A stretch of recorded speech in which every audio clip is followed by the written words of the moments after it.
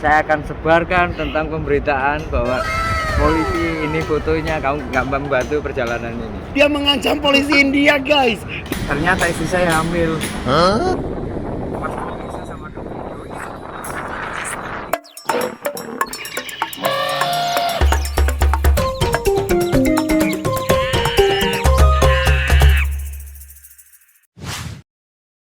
Duh, kalau lagi nyantai begini rasanya pengen liburan. Emang lu mau kemana? Aku pengen ke Pulau Komodo.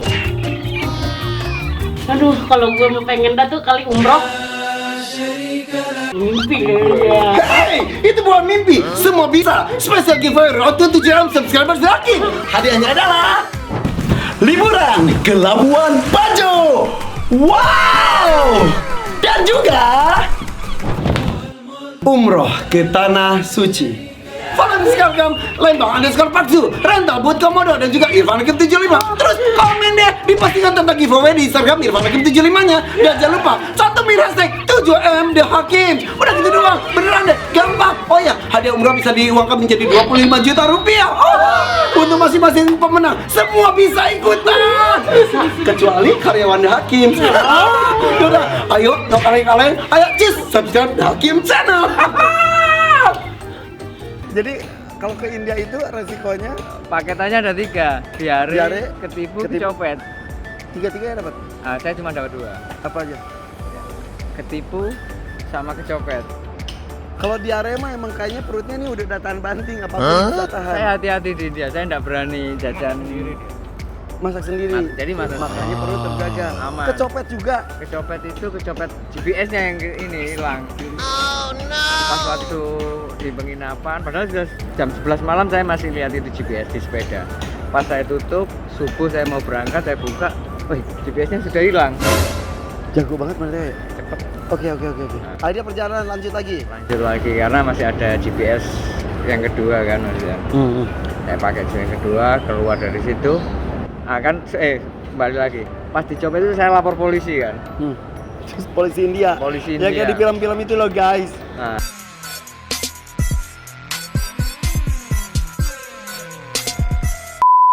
jadi saya sebelum saya habis lapor itu saya foto, saya pura-pura kan mereka suka selfie. Nah, saya ajakin lah mereka selfie dulu. Terus Begitu sudah selfie, saya bilang sama mereka, oke, kalau kalian nggak bisa bantu saya, nggak masalah. Saya akan pergi dalam jam 10 pagi ini. Tapi saya akan sebarkan tentang pemberitaan bahwa polisi ini fotonya kamu nggak membantu perjalanan ini. wow. Saya Dia mengancam polisi India, guys. Terus saya dicopet dan saya intinya saya ancam lah itu. Akhirnya mereka ketakutan juga ternyata. terus Ya udah, kamu kehilangan di mana? Kembali lagi ke penginapannya. Itu pegawai orang Indonesia, khususnya Malang nih. Emang ya, sedeng kasar nggak? enggak lah. Nggak ya. Dia bisa ngancem polisi India. Terus akhirnya Diantar ke penginapan itu. Saya pegawainya sama manajer penginapan itu bawa semua ke kantor polisi. buat diperiksa kenapa GPS hilang. Kenapa saya bisa kehilangan di situ? Ya terus. Kan nggak ada yang ngaku tetap. Waktu itu sudah jam 9 lah, kurang 1 jam. Oke, ini tinggal 1 jam, saya mau berangkat. Saya tunggu sampai jam 10, nggak ada penyelesaian, saya berangkat. Diancam gitu? Iya. Pakai bahasa apa, kowe? Bahasa Inggris. ISO. Pakai Ngomongnya translate. Kan nggak susah. Bahasa sekarang sudah bukan kendala, Mas. Oke. Akhirnya diusahain banget tuh. Akhirnya kita ambil jalan tengah karena pihak hotel juga nggak ngaku kan. Ambil jalan tengah, ya udah kita ganti duit lah. Sama siapa? Sama pihak hotelnya. Pihak hotelnya ganti duit, tapi saya harus tanda tangan kalau saya tidak akan memberitakan lagi. Jadi mereka beneran takut ya? Bener takut. Oke. Tanda tangan. Kan saya ada temen ini juga kan, orang India juga, Brahman India itu. Saya telepon, dia yang jamin. Oke, saya yang jamin Hakam ini bahwa tidak akan mempublik. Padahal itu juga kok awal itu cuma ngegertak doang kan? Gertak doang. Males juga kan terusan gitu kan? Konyol. Nah, habis itu ternyata yang nganter ke polisi ini kan wartawan. Dia temennya wartawan ini nyegat saya setelah 20 kilo. Urusan belum selesai tuh? Sudah selesai. Keluar dari kantor polisi 20 kilo, dihentikan sama orang. Saya mau foto-foto kamu. Saya suka dengan perjalanan kamu. Siapa itu yang minta? Wartawan. Saya tidak curiga sama sekali. Astaga, dibalas dendam, guys. Guys, pembalasan dendam terus. Pas setelah foto-foto, saya juga nggak cerita masalah kehilangan GPS. Besoknya keluar di koran. Apa isinya? Bahwasanya saya seorang turis Indonesia yang kehilangan GPS di India di kecamatan inilah gitu. Saya kan nggak bisa baca India. Sebentar. Jadi bukan pembalasan, tadi gue ulangi. Dia justru menjadi bahan berita Bahan kejadian berita. itu. Jadi akhirnya lu disangka mengingkari janji. Iya.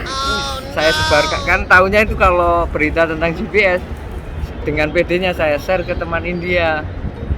Bro, ini saya masuk koran India, koran lokal India gitu. Akang, langsung dia telepon, Akang, kemarin saya sudah bilang sama kamu nggak boleh publikasi. Astagfirullah. Ini kamu mau publikasi, saya nanti yang malu. Oh no. Nggak lama kemudian polisinya telepon. Oh. Saya pura-pura nggak paham aja. Oh iya, paspormu. Akhirnya dia WhatsApp kan, via WhatsApp tulisan. Baca. Dia alasannya paspor saya belum dicatat. Kamu kembali. Wah nggak bisa, saya naik sepeda. Iya. Sudah terlalu jauh. Gimana kalau saya kirim via WhatsApp? Tak foto, tak kirim. Belum masuk ini itu. Akhirnya, wah ini ujung-ujungnya polisinya minta ini juga. Saya kembali untuk dituntut ulang. Saya kabur. Udah hari kedua, polisi masih telepon terus. Saya nggak kehilangan akal. Akhirnya saya WhatsApp. Saya sudah di bandara New Delhi. Padahal belum, masih jauh, masih 400 kilo lagi. Saya WhatsApp, saya sudah berada di bandara New Delhi dan akan terbang ke Indonesia. Terus langsung tak blokir. Kan dia nggak tahu nomor ini. Iya. Nggak bisa ngubungi nomor Indonesia. Iya. Dan WhatsApp saya ada nomor Indonesia. Terus? Akhirnya udah hilang. Tapi tiap ketemu polisi, ada tetap gitu. Waduh, tangkap polisi. Mana dia keliling-keliling pakai sepeda tandem bareng istri, udah banyak bawaannya, pasti udah ketandain banget di Ya mana-mana. pasti gampang lah. Misalkan polisi itu, tapi itu kan sudah beda provinsi juga. Iya. Kan di India juga apa itu kayak ada negara bagian gitu. Akhirnya, mereka juga nggak mungkin ngejar urusan seperti itu juga. Oke. Akhirnya udah sampai ke sana, dikejar-kejar polisi, handphone dimatikan. Terus akhirnya pergi ke New Delhi kan. Setelah sampai di New Delhi, urus visa Pakistan. Apa? Mengajukan visa Pakistan. Ternyata visa Pakistan saat itu masih harus ada travel agent yang menjamin. Misalkan ada surat undangan ke Pakistan, karena kalau sekarang sudah bisa kan, udah enak. Waktu itu masih belum. Oke. Jadi perjalanan belum selesai dan sekarang menuju ke Pakistan. Nggak bisa masuk Pakistan, akhirnya ini karena waktu itu sudah mendekati bulan haji juga, saya telepon ke Indonesia, tanya-tanya teman-teman Indonesia, pesan aja ke Jordan, siapa tahu bisa masuk dari Jordan dan bisa haji. Iya. Niat umroh dapat haji, alhamdulillah. Alhamdulillah kan. Akhirnya saya putuskan terbang ke Jordan. Kali ini pakai pesawat. pesawat.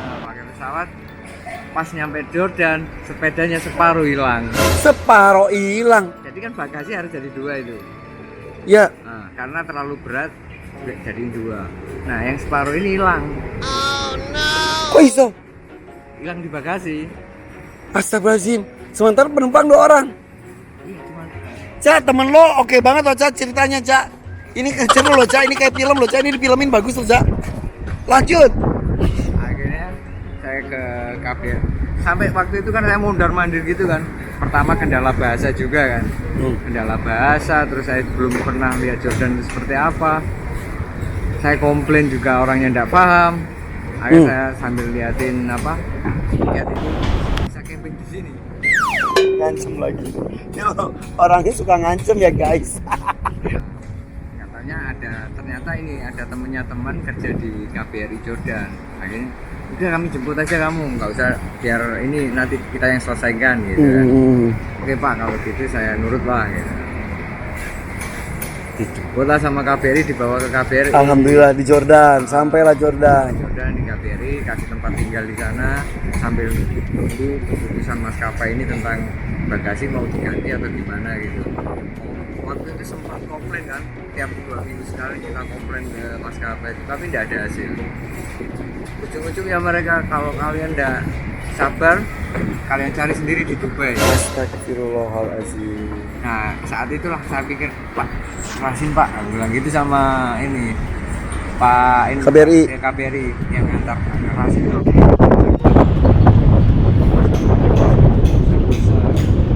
Sebenarnya itu maskapai besar memang. Jadi makanya saya email sendiri, saya bisik-bisik mas. Waktu apa suara kabeh saya ngerti itu dalam waktu 2-3 hari harus ketemu. Kalau enggak saya sebarkan. Atau kalau enggak diganti duit. Gitu. Orang nggak salah kita ya. Tapi kan gini, mereka mau lawan saya juga rugi juga kan. Saya orang kecil, dia orang besar, menang nggak ini? Iya. Kalah izin. Iya. Sementara itu mempertahankan nama baik. Nah, Terus saya beraninya karena itu juga ya. Terus diganti ya gitu. baru. Ya, ganti duit. Ganti duit, akhirnya saya terbang lagi ke Jakarta. Ambil spare part. Gaya banget tuh. Udah nyampe sana ngapain balik ke Jakarta lagi sih? Ambil spare part. Emang nggak bisa beli di sana? Nggak ada spare part yang di sana. Emang nggak bisa dikirim? Mahal. Lebih mahal pengiriman. Pulang bareng istri, ini masih bareng istri nih. Ini saya titipin KBRI. Istri dititipin di KBRI pakai nomor. Terus Habis itu saya terbang ke Indonesia, memperpanjang visa Mesir, sambil ngambil spare part, balik lagi ke Indonesia. Terus? Saya lagi sepedanya selesai, baru lanjut. Ternyata istri saya hamil. sepanjang perjalanan kan naik sepeda ngapain bikin anak sih? Ya, memang niatnya itu saya mau ke Mekah itu mau di sana saya mau berdoa untuk segera punya anak. Karena Emang itu saat itu belum punya anak? Baru nikah? sudah beberapa tahun anak pertama memang anak kedua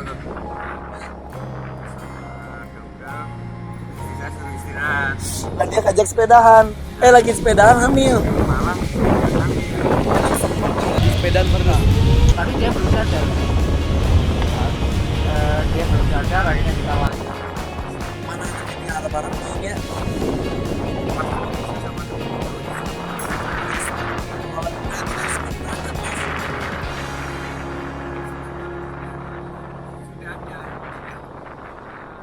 saya mau pulang itu sudah hamil dia Kejadiannya pasti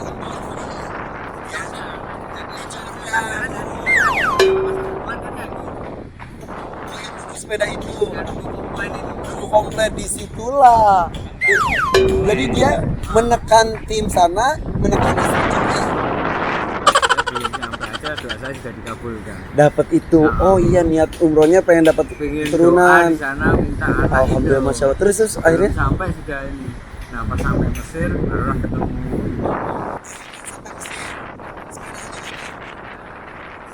dalam kondisi hamil.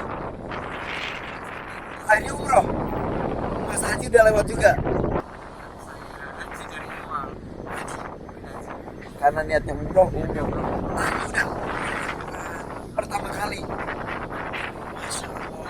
Akhirnya setelah umroh pulang pakai pesawat. Yang biasa nggak lu lakuin gitu. Ya ini sudah Karena hamil juga. akhirnya sebulan tidak kerja dengan saya lain malah ini terlalu sehat begini sampai harus sesar Berapa kilo ya?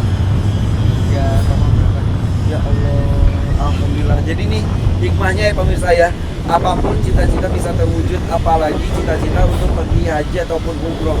Ini bukan hanya sekedar penyemangat saja, banyak buktinya juga. Banyak buktinya pasti kau yakin bisa rezeki itu bisa datang dari manapun. Ini modal sepeda saja bisa ngumpulin uang berpuluh-puluh juta, bahkan berlebih. Sudah ditipu ada gantinya, banyak orang baik niatnya bersepeda justru diterbangkan oleh pesawat juga. Rasanya umroh pertama gimana? seneng banget waktu itu jadi kayak apa ya ternyata saya bisa kesini gitu loh. Ya Allah. Keyakinan saya terbukti gitu. Kan keyakinan awal saya itu gini, Allah itu tidak pernah bercerita dengan susah payah saya memindahkan Nabi Muhammad dari Mekah ke Madinah. ke Aqsa. Oh, Isra dan Mi'raj. Iya. Terus, apa susahnya mindahin Agam dari Malang ke Saudi? Iya. Jadi keyakinan saya memang benar ya. Nah, akhirnya pulang, pas pulangnya lah libur. Saya juga berhenti juga di sini tentang adventure ini. Saya mau lanjutkan ke Mesir gitu. Dari Mesir menuju Afsel. Di situ lah, anak baru lahir usia berapa saat itu?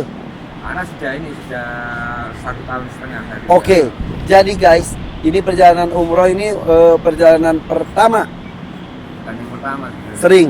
Tapi dengan istri? Sama istri. Dengan istri pertama dengan niat untuk mendapatkan keturunan biar bisa umroh berdua di sana. Sebelum sampai sana sudah hamil, akhirnya umroh terlaksana, pulang, anaknya sudah lahir, ditinggalkan kembali buat berpetualang ke Afrika Selatan. Nah, cerita mengenai Afrika Selatan kayaknya seru juga kalau ada teman yang suka berpetualang juga nggak? Yaudah, kita cerita tentang Afrika Selatannya, perjalanannya lebih lama lagi daripada umroh. Umroh 14 bulan, ini setahun setengah ya, karena ada corona.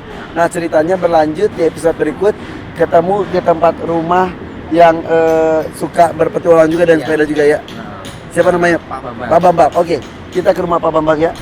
Yuk, sambil menikmati indahnya suasana sore hari di Aviary. Guys, punya hobi apapun dinikmati, dijalankan dengan serius. Apapun mimpi, insya Allah bisa terwujud. Harus yakin seperti itu. Ini anak Malang, Hakam, temannya Caher, bisa pergi umroh keliling dunia hanya dengan bersepeda bersama istri mewujudkan cita-cita. Thank you Mas Hakam. Ada cerita belum ceritakan nggak perjalanan umroh itu? Setelah perjalanan umroh itu kan saya ke Afrika juga pinginnya itu ngumpulin duit untuk beli inkubator. Oh, oke. Perjalanan ke umroh niatnya untuk mendapatkan momongan. Selanjutnya perjalanan ke Afrika Selatan itu niatnya untuk membeli inkubator buat bayi prematur. bayi siapa? Bayi. Kenapa sampai ada yang mikirin? Karena saya pernah punya bayi prematur dan saya susah sekali cari. Masya Allah. Saya tidak mau orang lain seperti itu gitu. Mahal kan? Sampai dulu bayi prematurnya pun akhirnya tidak selamat. Iya, itu Makanya kamu mempunyai cita-cita mempunyai Saya punya inkubator untuk menyelamatkan bayi-bayi prematur lainnya. itu cuma sekali. Wow, Cak, thank you loh Cak, datengin temenmu Cak. Guys, ini tampilannya nih, kalau sekilas nih orang-orang kurus opo ini. Udah kurus-kurus, pada gondrong, pada ceking. Ternyata banyak ilmu di dalamnya. Caheri udah tau lah ilmunya kayak gimana ya. Ternyata ini temannya juga Hakam Mabruri juga berilmu dengan caranya. Please subscribe YouTube channelnya apa? Wanderlust Indonesia Official dan juga Instagramnya yaitu Hakam Mabruri. Oke, di sana banyak foto-foto dan cerita perjalanannya. Caheri juga, ayo follow dong IG-nya dong, Heri Rasio ya. Dan channel YouTube-nya juga walaupun nggak aktif ya udah subscribe aja. Oke, yuk kita lanjutkan ke rumah Pak Bambang. Dia juga adalah pecinta goes juga dan ada cerita juga sedikit dari Pak Bambang. Yuk, sambil katanya sini cita-cita pengen lihat kura-kura. Let's go dari atap Aviary. Di gurun Sahara gitu. Di savana. Di savana. Sorry, savana. Savana. Jadi Kalau singa itu kan berarti berkelompok kan? ya singa paling ada yang berkelompok 3, tapi jarang Sendiri jarang kan? Orang Indonesia misalnya dengar Indonesia aja mungkin dia pernah turis gila gitu. Iya benar. Afrika itu kadang ya itu semua orang banyak yang menilai dari penyakitnya. Penyakit ngetok kan? Iya. Ebola, HIV. Kadang ini mas, itu sama sedikit hal itu langsung apa?